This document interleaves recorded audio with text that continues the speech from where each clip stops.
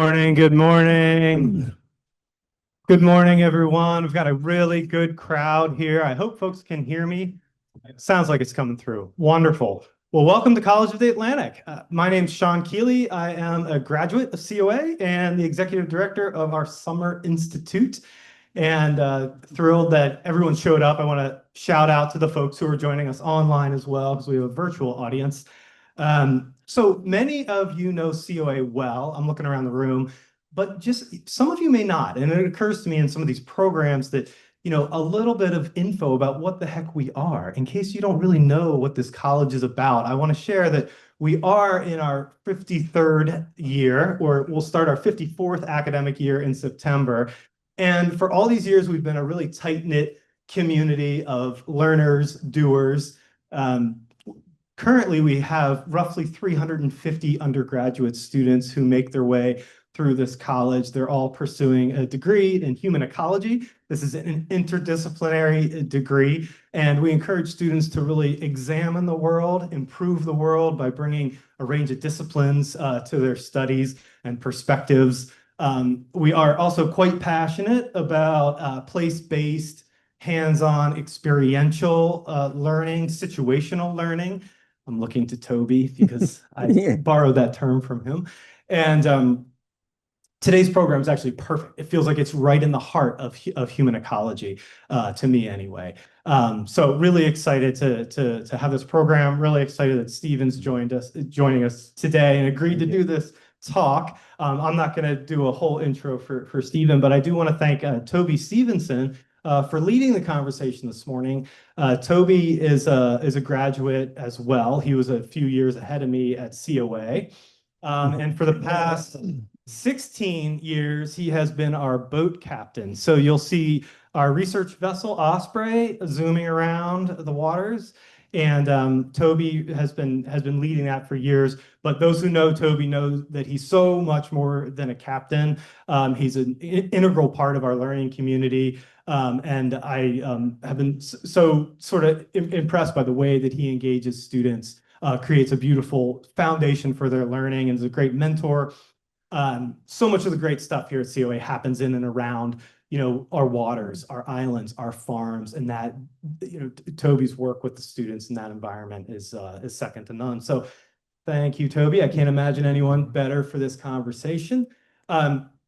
Two things I want to cover before I turn it over. One, I'm holding my little event flyer here, and feels like we're solidly in the heart of summer, but there's still a lot coming up. So please consult our summer program and take a look at what you can be a part of this summer. We'd love to see everybody back. And second, a lot of you in the room are COA donors, and I want to thank you, and I want to maybe remind everyone that we put these programs on for free, but there certainly are costs. So all of our COA donors contribute to making this possible. So if you haven't become a donor, consider this your invitation to join us in supporting the college. And with a new president, we've got a lot of great stuff going on. In fact, Sylvia has developed a president's academic innovation fund, which we're fundraising for. You can certainly talk with me, Sylvia, or our new vice president of institutional advancement, Brad Smith, about that initiative. Higher ed, boy, it's a tough time. So we need our friends more than ever. So that is my pitch around being a COA donor. Now we'll do about 45 minutes of conversation between Steven and Toby, and then I'll grab the mic again and we'll do audience Q&A. And that's it. Take it away, guys. All right. Thank you. Thank you all very much for joining. And if you don't know, Stephen Callahan here is a local celebrity and has got a pretty interesting career behind him. He's done a lot of yacht design and boat design and dabbled in a lot of things, and of course is the author of several books, but certainly Adrift, 76 Days at Sea. And he's a bit of an inventor and a builder and all kinds of things. And I actually first read Adrift in 1989 when I moved to Maine to apprentice at a boat building shop in Mid-Coast, Maine, a place called the Carpenter's Boat Shop. And the director there, I had in sort of a paradoxical way, I was in love with boats and terrified of the water. Yeah, it's funny. We're all like that, I guess, in our own ways. But I was terrified of it, of going out and sailing, actual sailing. So what did Bob Ives do is give me a book called Adrift, so I could learn about. I think his perspective was from survival, but I read Adrift, and it absolutely thrilled me and terrified me, enamored me. But the ability to the grit to survive such an ordeal was something that really was profound for me, and it actually built inside of me some strength and understanding, and eased the fear of actually being on the water and losing your boat. But I then met Steve. We met again. You were just walking down my road in Ellsworth. I live in Ellsworth, and I happened to have a whale skull in the yard, and Steve stopped by and was asking questions about it. You remember that, I'm sure. A long time ago now. Yeah, it was a long time ago. But then, Yep. anyway, so we've met a few times since then. So I want to welcome Steve Callahan to this morning forum. Well, So thank you for coming. Well, thanks. Thank you, Toby. Thanks to everybody at COA, both for putting together these kinds of talks. I've watched mostly on the internet and I find fascinating, and for doing what you do. I think it's a great institution. My wife happens to be a early graduate from here, and so we love this institution. Yeah, that's right, Kathy, wherever you are. Yeah. So your past experiences, the way you live your life is very much in line with the human ecological approach to things, and very much identify, I believe, with so many of our students and the way they approach the world during their time and after they leave COA. But early in your career, you were dabbling in things like carbon fiber. This is back in the 70s, right? You were very cutting edge stuff then, experimenting with trimaran type hulls and things, and you were doing a lot of writing. But you were working for the Yacht Design Institute, and yeah, after we moved to Maine, I mean, before then, you know, I was interested, while other kids of my age back in the 60s were interested in cars, I was totally into boats in the ocean because it felt, I don't know, in a very visceral way at home for me, from the time I was 13 or so. And so I dedicated myself to, I don't know, learning everything I could. And that actually was a big draw for me, was that it was like endless learning opportunity. Everything applies. Whether it's aerodynamics, hydrodynamics, oceanography, you know, weather, materials, and even philosophy and art. So for somebody like me who is pretty undisciplined in any particular area, it seemed to offer these big opportunities. When we moved to Maine, my first wife and I had been living on a boat, and she was kind of following me around. She was working in a hood sail loft down in Marblehead, and I was building a boat down there. And suddenly she said, you know, I really know what I want to do. I want to do some organic farming. And Maine was the place. Maine Organic Farmers and Gardeners Association, for those who don't know, goes way back. And it was one of the earliest organizations to really kind of codify what organic farming was, which is basically what farming was like 100 years before then. And so we ended up in Maine doing sort of the homesteading thing. And I got a note from Bob Wallstrom, who had been a partner with Ted Brewer, and the partnership had broken up, and he saw I had done a design that ended up in a magazine, and he welcomed me to the neighborhood, and I ended up working with him off and on for 10 years doing surveys and design and building the design school into a sort of a residential program. Yeah, Ted Brewer is a well-known, well-respected yacht designer from the 60s, 70s, and even into the 80s, I think. Oh, yeah. So can you tell us a little bit about what sort of what kind of a kid were you like? What kind of a person were you Shy. that sort of drove you into that direction? Not just the interest in boats, but the way you went to it, the experimental. Oh, I don't know. I was always interested in two elements of seafaring.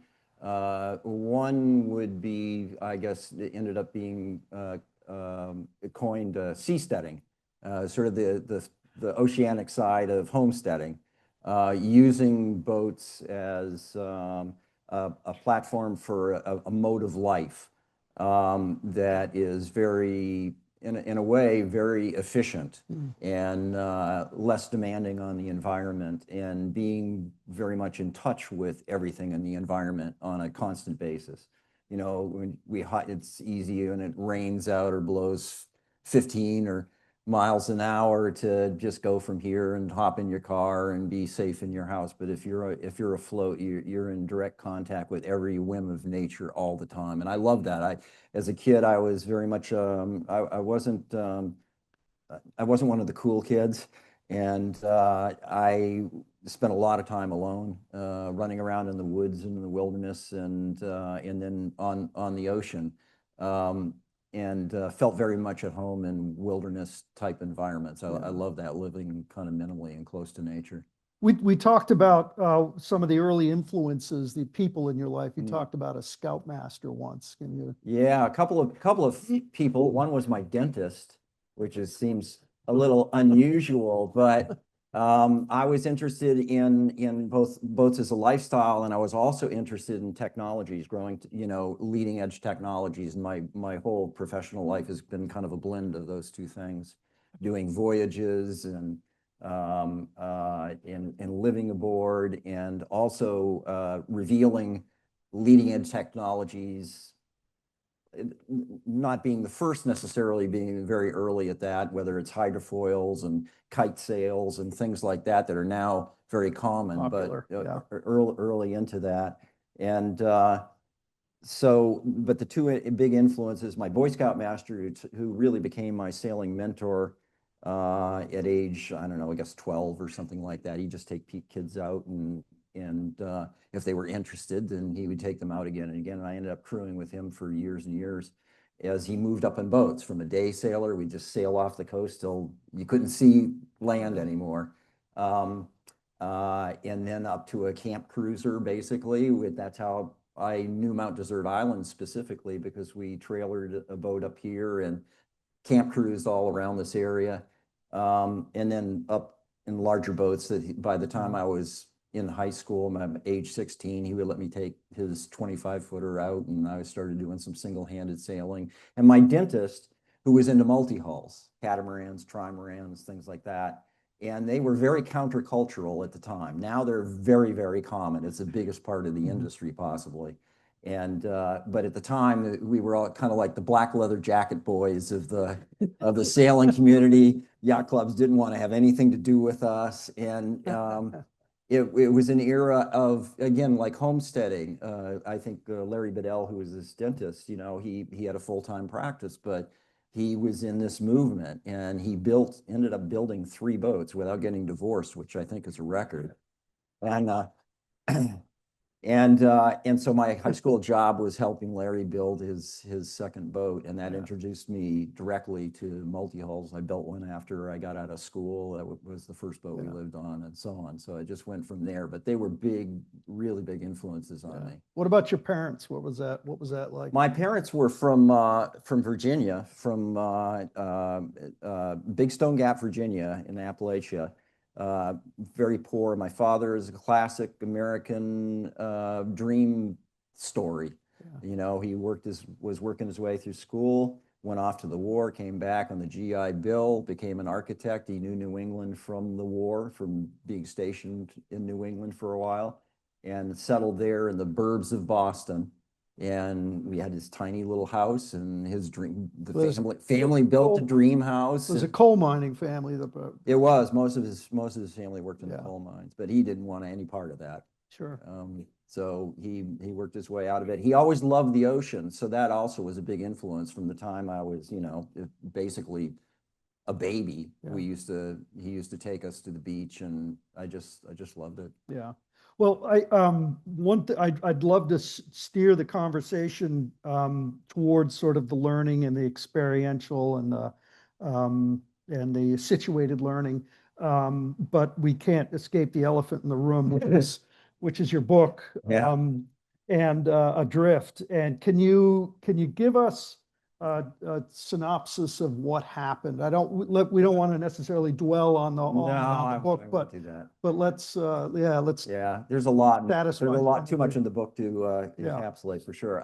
Yeah, I'll try to do it briefly. My life was falling apart in many ways. My first marriage was we had separated and we're living separately.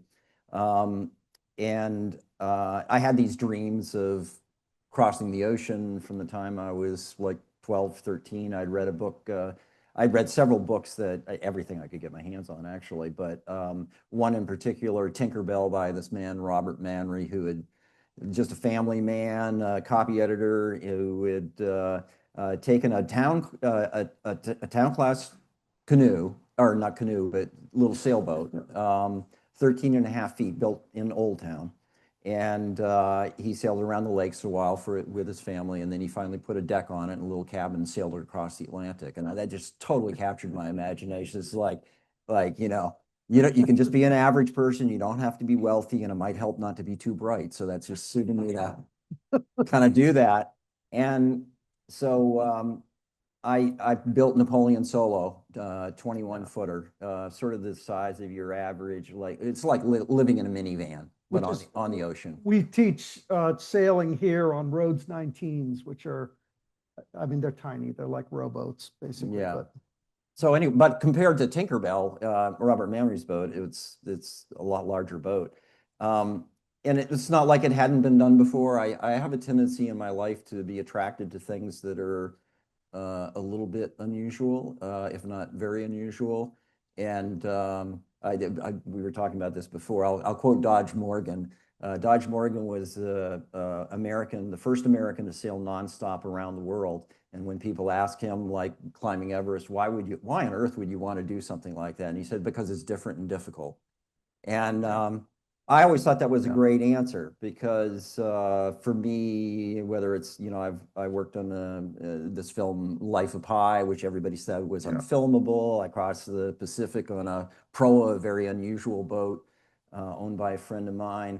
I've always been attracted to those kinds of things. It doesn't have to be totally unique, but it just gives you so much of a unique experience to do something that at least few other people had done before. So I crossed the Atlantic. you designed and then you built. I designed it and built it and sunk it. Yeah. And then you sunk it. Totally Full its circle. fault for the whole thing. Yeah. But the major goal was to get across the Atlantic, which Chris Latcham, a friend of mine who'd helped build the boat, joined me in Bermuda. I single-handed it to there, and we sailed it across from there. And that was just a glorious trip. And then I started this race called the Mini Transat, had to drop out. They lost a bunch of boats in the race, and I had some damage.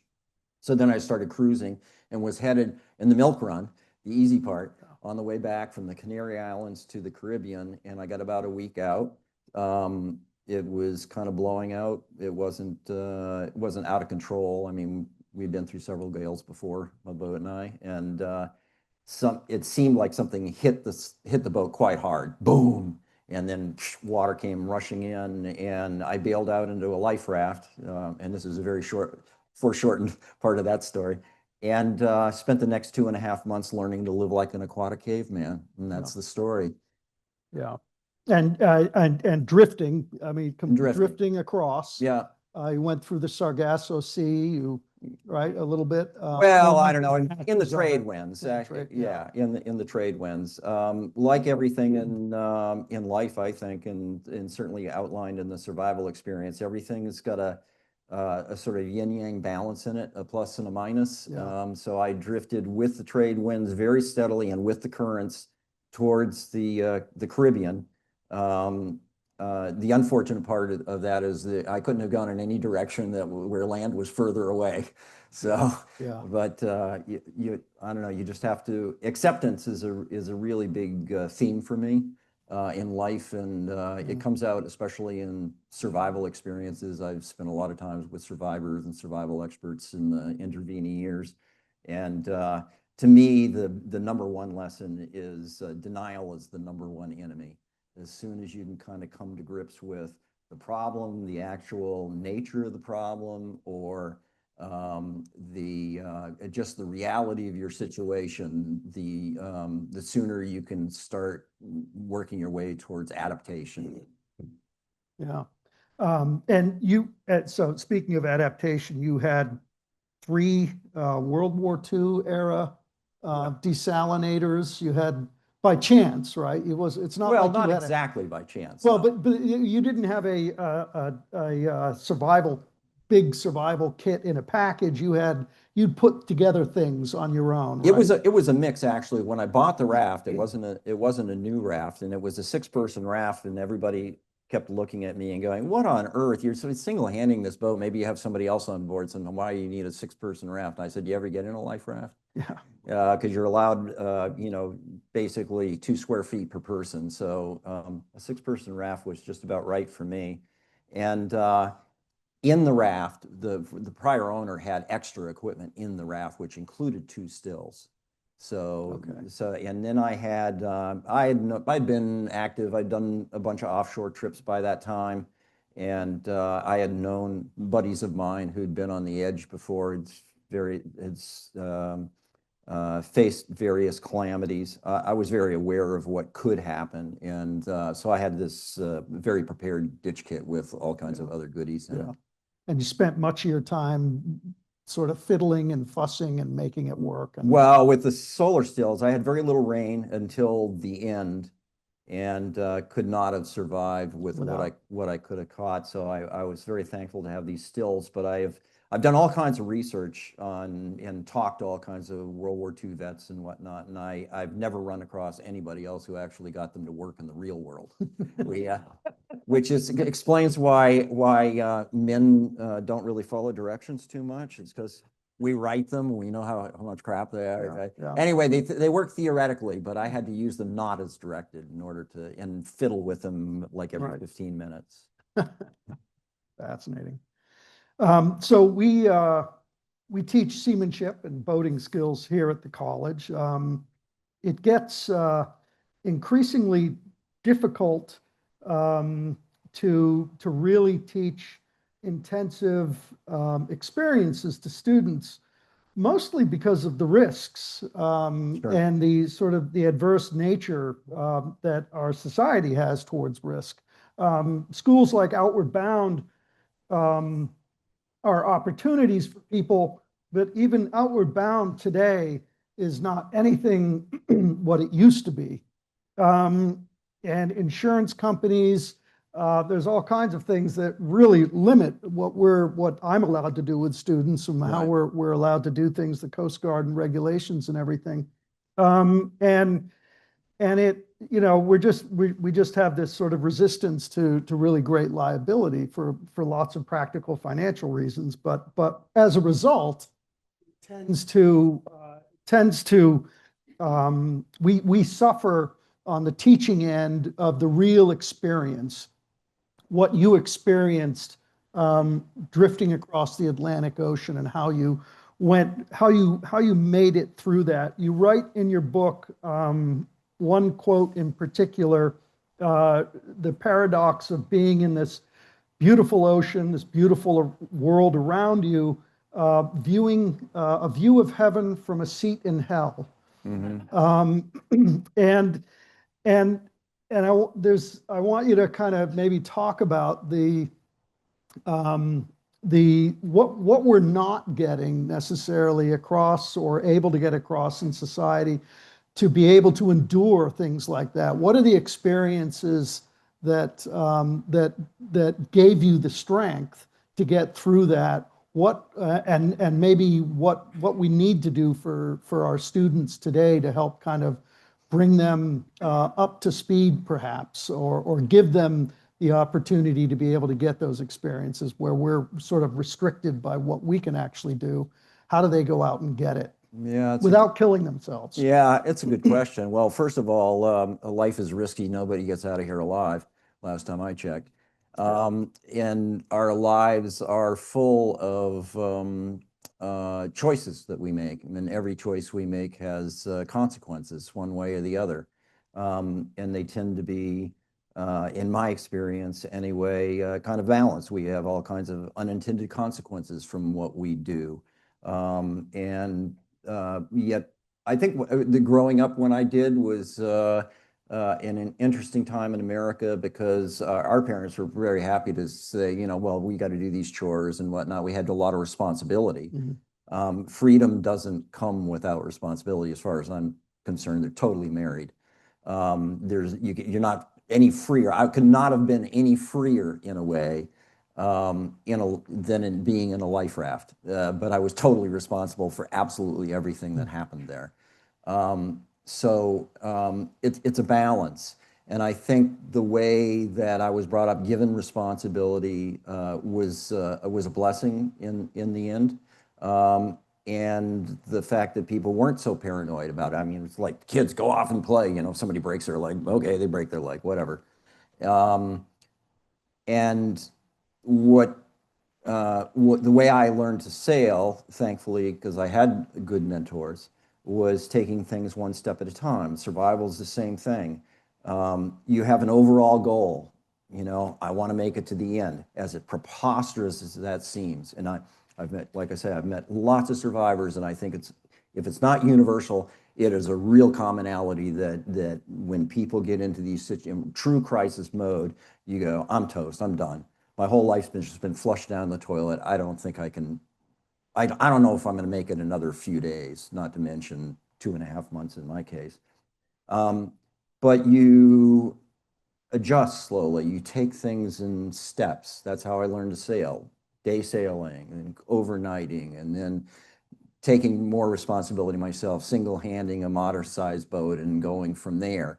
A lot of people these days, especially young people, I feel like are quite anxious about this. And I'm sometimes shocked by seeing things like on the internet of people who obviously have very limited experience going out and buying rather large and complicated boats and taking off, and then being frustrated when things break down, because my experience at sea is that Murphy is the incredible optimist, because not only can everything that can go wrong, but even the things that can't possibly go wrong will find a way of going wrong. And you're in an isolated environment with limited resources, so you're constantly doing that. I often actually talk about Earth as life raft Earth. You know, was it Bucky Fuller used to call it spaceship Earth? Spaceship Earth. But I consider it life raft Earth, because we are in an isolated environment with limited resources, and we have to figure out how to manage that, how to normalize a life that can go on indefinitely. That's the adaptation. So we have the big picture ahead of us, but we do it You take incrementally. little achievable steps. Incrementally, step by step. Yeah, you try to focus on the here and now. There are all kinds of wonderful examples. Touching the Void is a well-known story where this guy falls down the crevasse and he's broken his legs up and everything. His buddies think he's dead. They go down the mountain, and he knows he has to get down the mountain in order to have any chance of rescue. But he's got this long way to go, but he's not focusing on the long way. He's like going, I got to go from here to that rock right there. Once I get to that, then I focus on the next step and the next step and the next step. So it's like that. So teaching tenacity in a way. Yeah, and you're not always going to succeed, or things don't always lead the way to where you think they are. And you know, I'm a big quoter, so Thomas Edison, who was, grilled because he did 1,000 experiments before finding the right filaments to make the light bulb. And people said, well, what do you think about these 10,000 failures? He said, I didn't fail 10,000 times. I just figured out 10,000 ways that didn't work. Right. And that's important, because from everything that gets derailed, you learn something, or Yeah. if you look at it accurately, so that, and if you're Yeah. trying to deal with the solving of a problem, if you really look at the problem and really figure it out what the problem actually is, then you can find a route to a solution. Yeah, yeah. Yeah, I know that when I was a student here, we did some crazy things. We had Mount Desert Rock as a place that we began.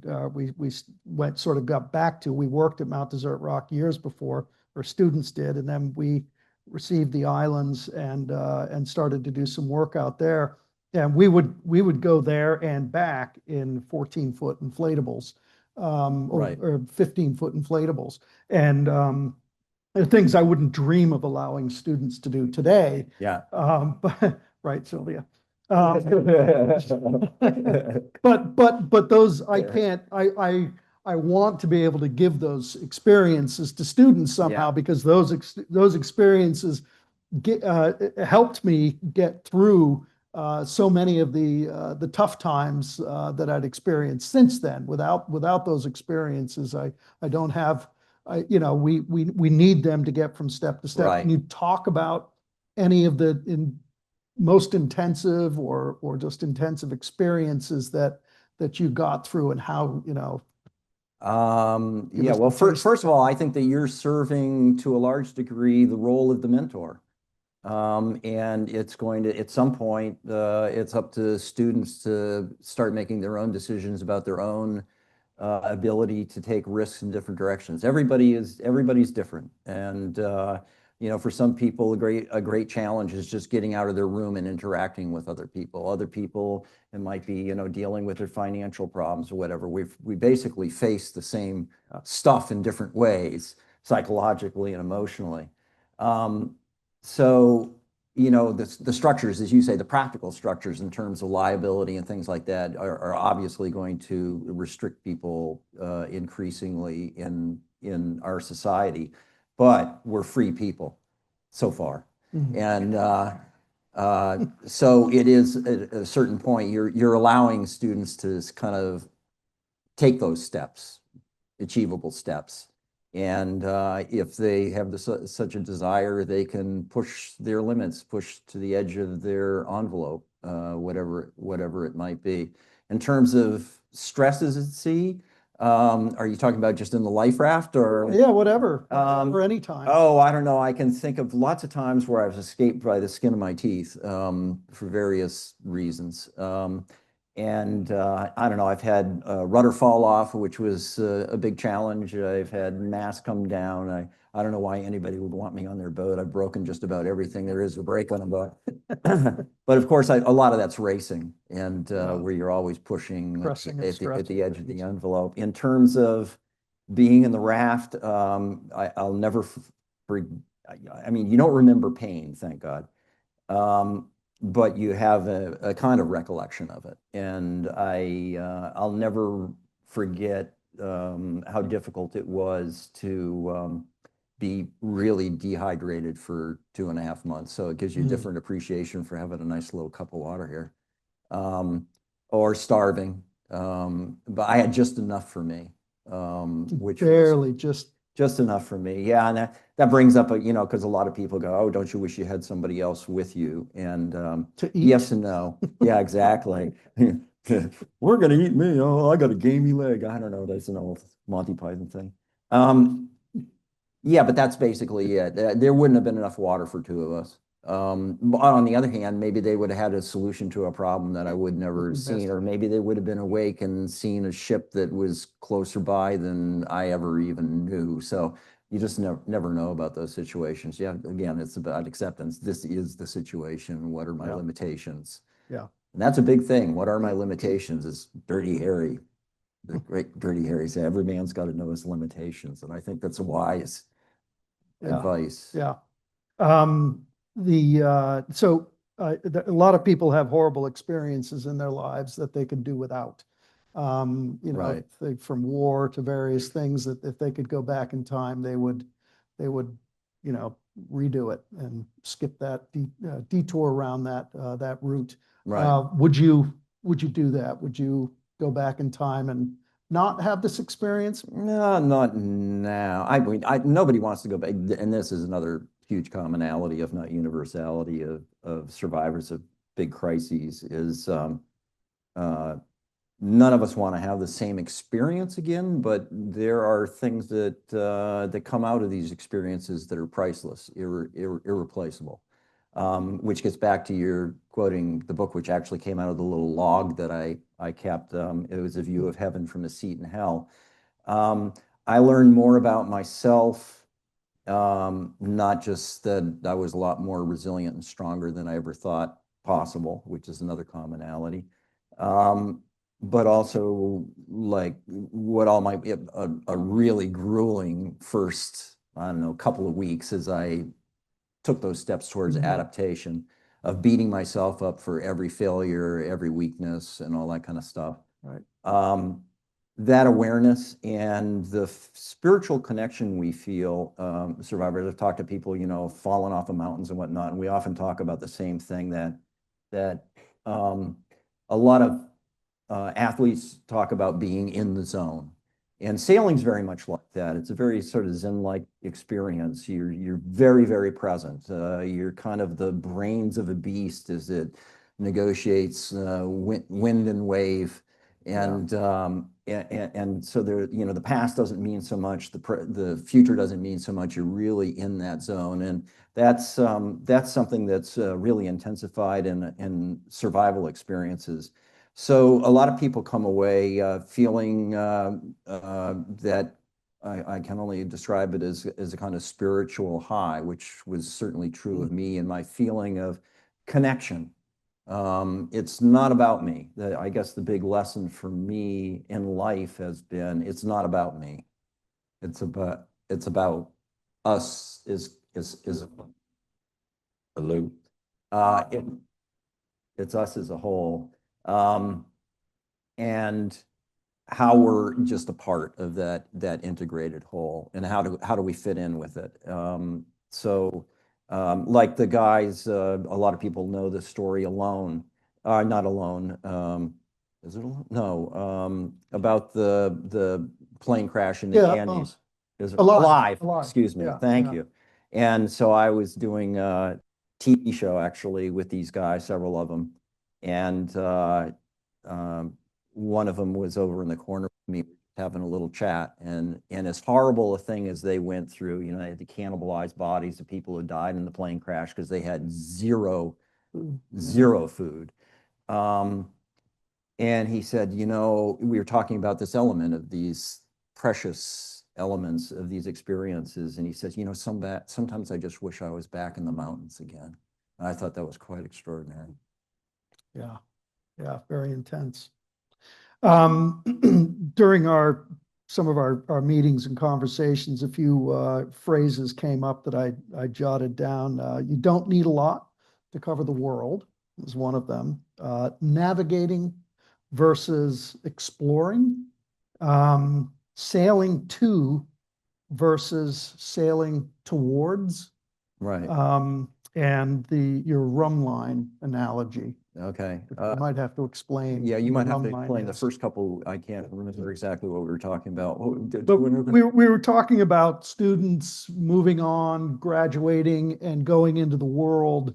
And because our students, you know, there's everybody, we go to college, we graduate, many of us learn skills, and we kind of plug those in, and we become part of an already moving system. Yeah. And then there are those of us that are a little bit more innovative and try to sort of be the energy behind new movements and new systems. And I think our COA students tend to be the ones in the latter group that like to go out and try and take risks and do new things and experiment on their own. And those were some of the phrases that you'd coined or shared with me that stood out as advice and for graduating students that are heading out into the world and not sure which way they're going to go. Do you have any advice for them that you would sort of I'm not sure if I'd probably be the last person in the world to take my own advice, frankly, but um,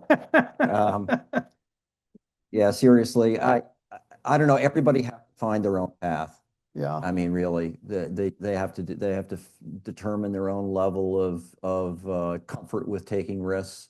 Um, you know, I could go into all kinds of things. Well, we talked about some of them about whether it's survival or achieving a goal.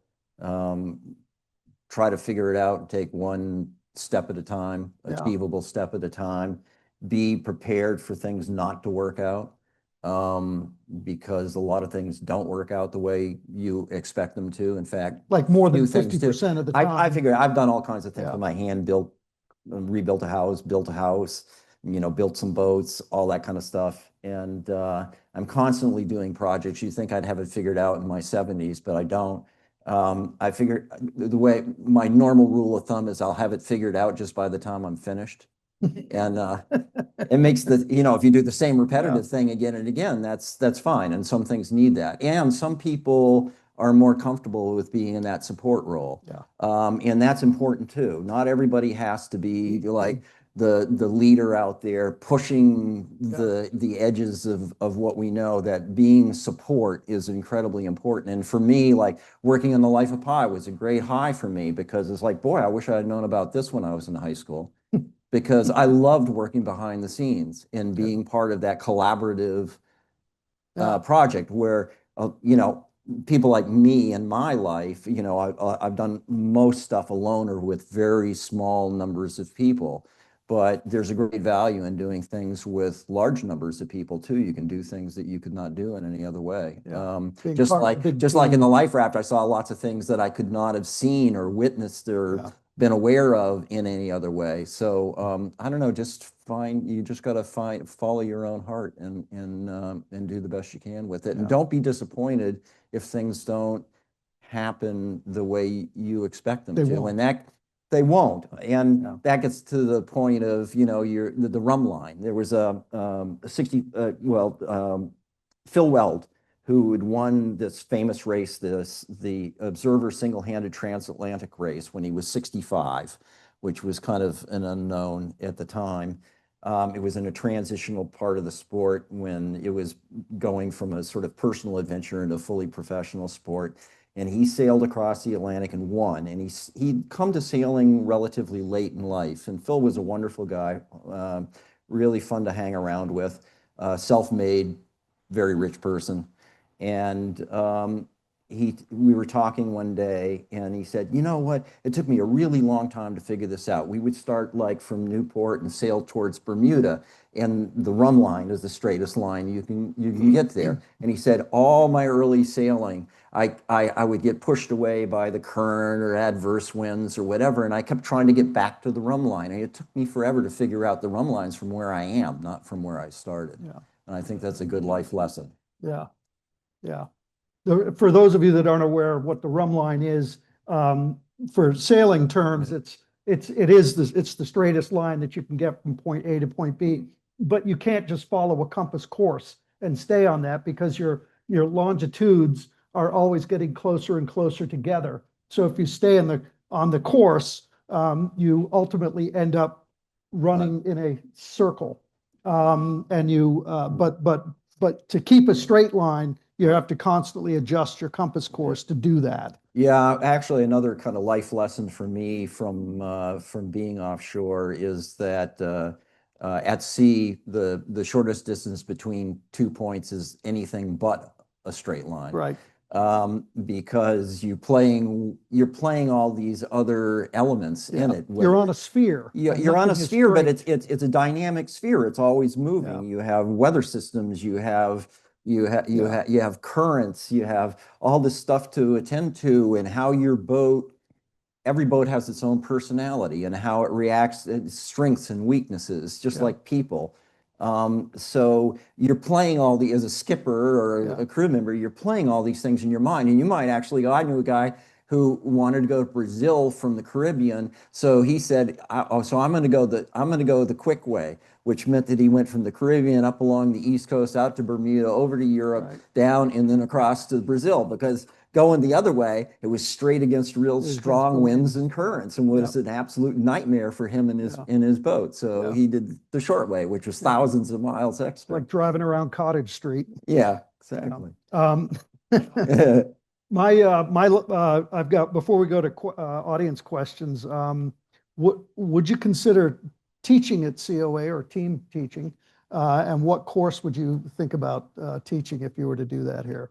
Oh, I don't know if I'm much of a teacher. I did that back in boat design stuff. I guess I would be competent to That's not a to selfish talk question, by the way. maritime issues like I consider myself a student of many things, actually. I figure I've been kind of going to school since I was born. Yeah. And everything I've done a lot of professional stuff free just so I could have the learning experience. So, but in terms of actual teaching something, I guess I could do, you know, post-war development of sailing craft. And that gets into not only the technical issues, but the broader issues of how people use boats, the evolution. I could do issues on survival. I think stages of survival, successful survival strategies and unsuccessful ones, and We'll have the to talk. implications of life. We'll have to talk. Yeah. Thank you very much for that. Yeah, you're welcome. And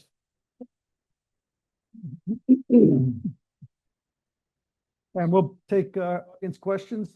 Sean has the mic, so if you just Yes, raise your arm. and I'll just ask folks to speak right into the mic so people who are watching online can hear you as Somebody in the well. back Somebody in there. the back Oh. there. All right.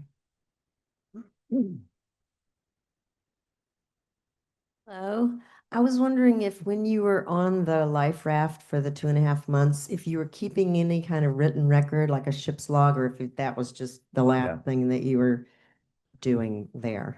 Right. One thing that was important, I knew intellectually that other people had been through these kinds of experience. I'd read Survive the Savage Seas by Dougal Robertson, who spent 38 days adrift in the Pacific with his family and another teenager. And the Baileys, who'd been 119 days, believe it or not, in a life raft in the Pacific. So I knew it was possible, but I didn't, you know, you don't feel that way when you're in that situation. But one important thing in my mind was even though there was sort of these multi-level parts of our personalities. We're not single dimensional. So parts of me were like, oh, you're done, you're toast. And then another part of me was like, nope, you can do this, you can do this.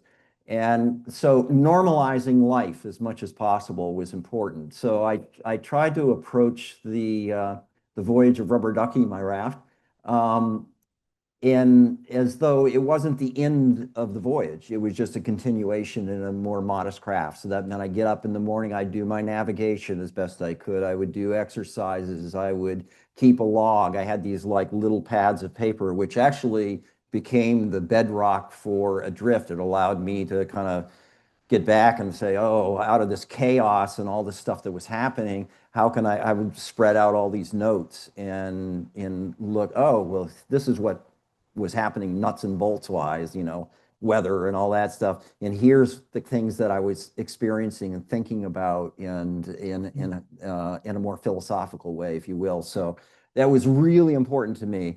A lot of people have asked me about, you know, essential survival gear. And to me, it was like, I had a spear gun, thank God, even though it was a bit of a toy, provided me with almost all my food. It was the solar stills, the raft itself, in that log that I was able to keep were all essential because it allowed me, I'd always kept a journal even when I was young. I think it's a really good idea for people because it was like having a sounding board for myself if I could write it down. And so that allowed me, even though I'm in the situation, to take that part of myself and kind of separate myself and just observe it like a third person who wasn't covered with saltwater sores and skinny. Right, right.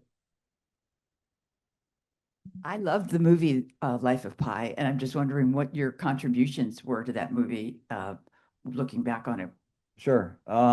Yeah, and again, this is like, we have these experiences. Gets back to you're asking about if we regret these things, and uh, it just fascinates me how different parts of our lives always live. They don't end; they just live on. So this is 2007 or 8 or something or other. I got a call um, from this guy in New York, and he says, "Well, I work with this director Ang Lee, and he would like to come and talk to you." And Kathy and I are both real film buffs. We'd seen all his films and loved his early films. And so I thought that would be a great opportunity to speak with him. And so he came up and we went out sailing, and he'd never been on a boat before.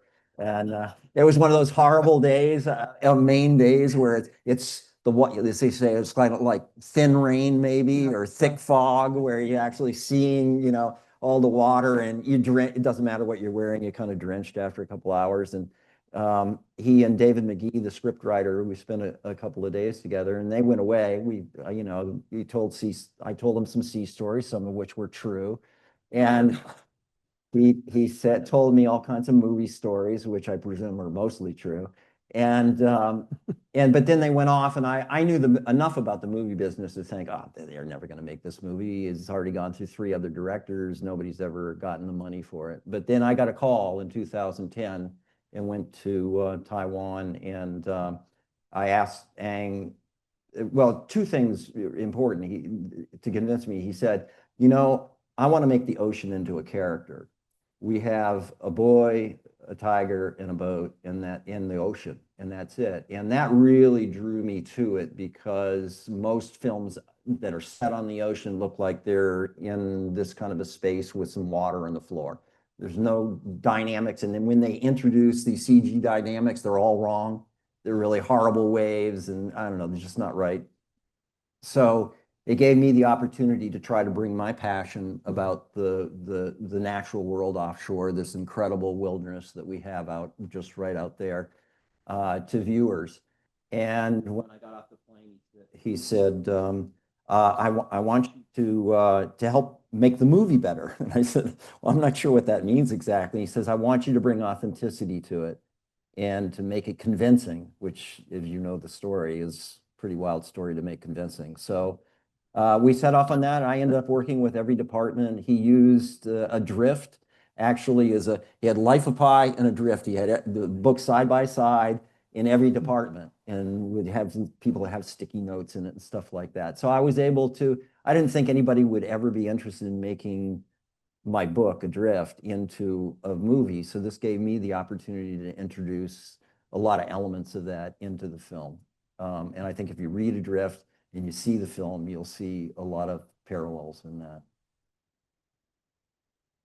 Okay. Another one? I thought there was a question over here, but All right. I'll come Back forward and around to this side. This is just great.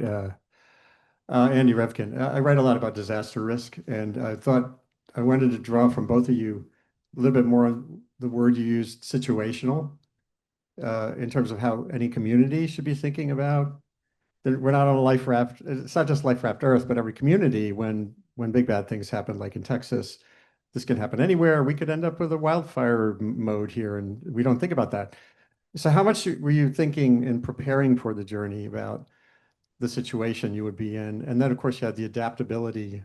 So preparedness and adaptability, maybe, and how does this relate to what we all need to learn, not just students at COA? yeah. Oh, well, in terms of preparedness, I remember initially when people go, well, how did you survive? And I said, well, it was a combination of preparation, equipment, and luck. But actually the equipment is part of the preparation. As I said before, I feel like I have a lifetime of preparation, taking things step by step, dealing with various kinds of emergencies offshore and so on. It was like how I like to live, actually. I would rather live that way than be, so protected that I have no elbow room to do what I want. So I think I've always been pretty, I mean, even when I was a kid, I remember a hurricane hitting New England and tearing apart my brother's tree house and stuff. And I had a little box with, you know, a fishing reel and $5 and a knife. And, you know, it was like, you know, the whole house might fall apart, but I'm going to have the resources to deal with this. And it was just a different way of growing up, I think, than a lot of people do have today. And so a lot of that is life preparation. It's how much you do push the envelopes, and you get used to dealing with whatever problems crop up from that, which inevitably they do, and then it gets to be a little bit more routine. I don't know. That's in a general sense. I think it's all there. It's dormant in us because we function in a society and we're constantly sort of going through these motions, micro amounts throughout the day anyways, however we interact with people around us. But then some sort of a catastrophe occurs, then we're drawn to go deeper into us, and then we have to really rely on those things. It's there. It's just that we don't necessarily exercise it very much. The situational learning, which in educational terms is defined as community of learning, where you have sort of an internship or an apprenticeship that happens, but there's an intentional relationship between the two parties. It's not a one direction flow. It's a two-directional flow. It's always teacher, student, student, teacher, and our learning is always interactive that way in both directions. So I think it's in those circumstances we have the bits and pieces. What we've just never had to pull them together before in this particular format. Yeah, I'd like to add something too that goes with this, and that is we know from studying disasters like how people react in a general sense, and I'm going to slightly fudge. There are all different kinds of studies, you know, oil rig fires and, you know, 9/11 and so on. And there are commonalities amongst these communities. I mean, most when a crisis like that happens, it's unexpected. And even if you think it's possible, there will be people, for example, who will hear fire alarms and their building is on fire. And they'll go out and even smell smoke, but will they get on the stairwell and find their way out of the building? No. A percentage of people will go back to their desks and tidy up, literally. Or in 9/11, there were people who held meetings to determine the course of action. We know, generally speaking, that a small percentage of people, about 15%, call it, are highly functional in a crisis. They are able to, even if they're freaked out, and if you read Adrift, you'll find that I have different levels. So, you know, there's a whiny part of me, and there's another part of me telling him to shut up, and another part, you know, that kind of thing, a part of me that's amused. And this is kind of what happens to most people, but some people are used to, from their life experience or training or whatever, figure out, you know, okay, these are the risk factors. Immediately, this is a course of action, a positive course of action. There are other people who are frozen, almost catatonic, or running around like chickens with their heads cut off, who might actually have to be restrained to keep from hurting themselves. But the vast majority of us are possibly functional, but we need guidance. We need that 15% of highly functional people, but that can change through training and experience. Yeah. You can vastly boost that number from 15% to 40, 50% or more. And but that's usually for specific things, like you're working on an oil rig and you go through the drill again and again and again about what you need to do. So what you're doing is that essentially. Yeah. Awesome. Why don't we take one more? Right over there. Sorry, 1.5. Yeah. Okay, so my question is about that moment where you went from constantly doubting yourself or beating yourself up for failure to the sensation of being connected to everything? Did you see that process in yourself clearly, like the turning point? Oh, not really. I mean, there's no like somebody flips a switch and all of a sudden you go from desperation to elation.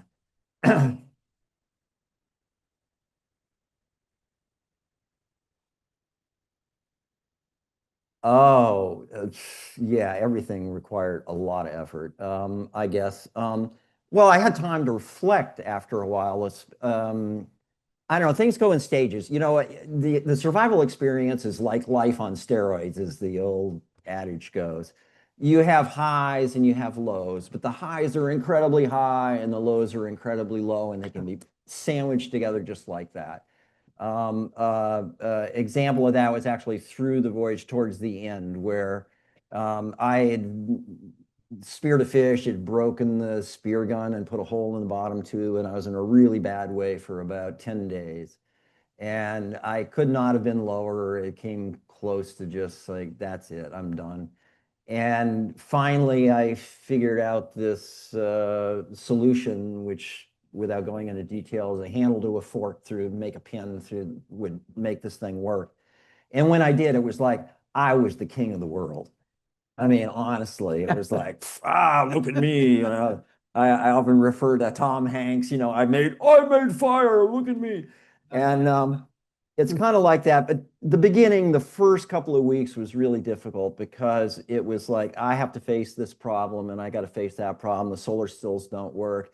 I can't figure out, you know, this ecosystem started being created around the raft.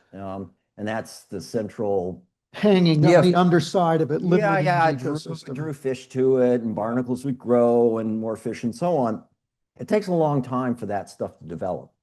And so it'd be like these little triumphs. Oh, I got a solar still to work, thank God. And I catch a fish or something or other. These are real high moments, but it's not like that. You're going to have these ups and downs and ups and downs and ups and downs, but it's slowly building that curve, if you know what I mean.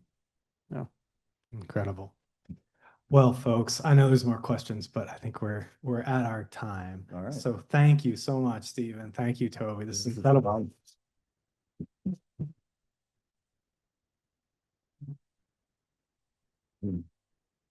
Thanks very much, Steve. Thanks, Gabby.